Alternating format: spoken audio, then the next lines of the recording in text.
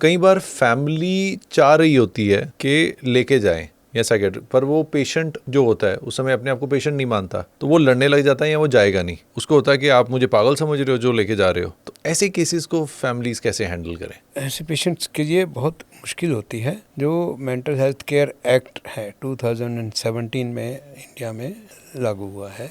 पहले ये होता था कि ऐसे पेशेंट्स को फैमिली मेम्बर्स ज़बरदस्ती पकड़ के ले जाते थे या साइकेट्रिस्ट उनको ट्रीटमेंट करने के लिए एक बार इवेलुएट करके इंजेक्शन दे करके हॉस्पिटल में उनकी विल के अगेंस्ट एडमिट कर देते थे।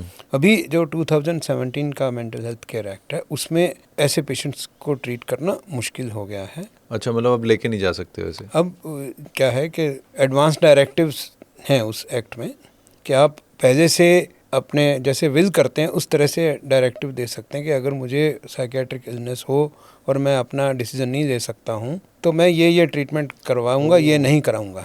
अच्छा, ये पहले से ही वो दे सकता है। दूसरा एक है नॉमिनेटेड रिप्रेजेंटेटिव, वो किसी को नॉमिनेट कर सकता है कि भी अगर मैं बीमार हो जाऊं और मैं खुद डिसीजन नहीं ले सकता, मेरी कैपेसिटी नहीं है, तो समबडी फ्रॉम द फैमिली और from my friends should do this for me, take a decision.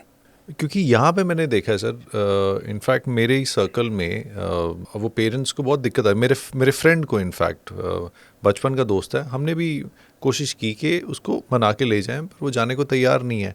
हर बारी जाते हैं, कोशिश करते हैं, वो होता नहीं। घर वाले भी फिर वो एक्सेप्ट करके बैठ गए कि नहीं हो सकेगा। एंड वही जो आपने बोला कि एक्ट के हिसाब से आप नहीं कर सकते, अब उस केस में कैसे हैंडल किया जाए? उसमें जो एक्ट जो कहता है कि उसके लिए फैमिली मेम्बर्स पुलिस को अप्रोच करें या लोकल जो डिस्ट्रिक्ट एरिया मजिस्ट्रेट है उसको अप्रोच करें, और वो तभी होगा either he is dangerous to himself और he is dangerous to somebody else.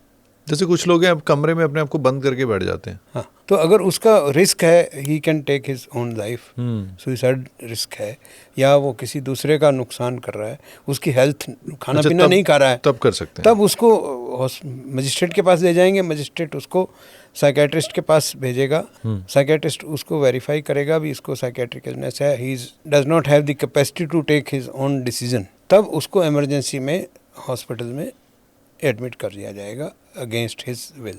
उसको हम इनवॉलंटरी एडमिशन बोलते हैं एक्ट के अगेंस्ट में। और उस इनवॉलंटरी एडमिशन के लिए अगर वो चाहे तो अपील कर सकता है।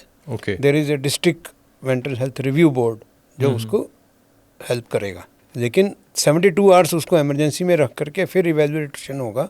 अगर वो अभी भी उसकी कैपेसिटी नहीं है तो उसको 30 डेज तक हॉस्पिटल में अगेंस्ट हिज विल ट्रीट कर सकते हैं, और उसके बाद आमतौर पे पेशेंट्स ठीक होकर के अपनी दवाई खुद लेने लग जाते हैं।